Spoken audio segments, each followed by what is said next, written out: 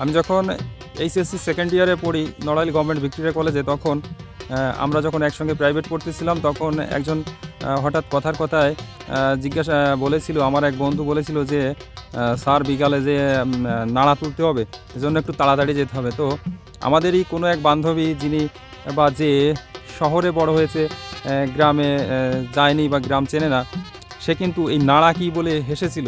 আজ এই মাঠে এসে এই নাড়া দেখে সেই স্মৃতি মনে পড়লো যে তাহলে অনেকেই নাড়া চেনে না। তো চলুন, আমার এই ভিডিওতে আমি আপনাদের যারা শহরে বসবাস করেন, শহরে গড়ে উঠেছেন, বড় হয়েছেন, তাদেরকে আজকে এই ভিডিওর মাধ্যমে সেই নাড়া পরিচিত করব।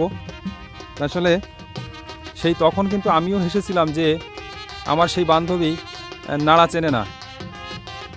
আর আমরা কয়েকজন বন্ধু যারা কৃষি ফ্যামিলি থেকে এসেছিলাম বা যারা কৃষি ফ্যামিলি থেকে পড়ালেখা করতে গেছিলাম সেখানে, তো সেখানে আমরা একটু হাসাটা স্বাভাবিক যে যে সে নাড়া চেনে না, তাকে নাড়া চেনাতে হবে।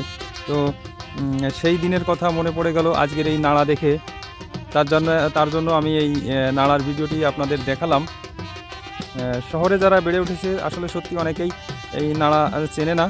তো আমি তাদের জন্যই, যারা চেনে না বা আমাদের স্মৃতি থেকে আমি সেই কথাটা আমার মনে পড়লো, তার জন্য আজকের এই নাড়ার জমিটা দেখাচ্ছি যে আসলে নাড়া হচ্ছে সেই অংশ, যে অংশ মানে ধান গাছের সেই অংশ, যে অংশ কেটে রাখার পর অবশিষ্ট অংশ জমিতে থেকে যায়, এবং সেই গাছটা কিন্তু ধানটা কিন্তু অনেক বড় হয়। সাধারণত আমরা নাড়া বলি আমন ধান কাটার পর যে অংশটা থেকে যায় জমিতে, সেই অংশকেই আমরা সাধারণত নাড়া বলি।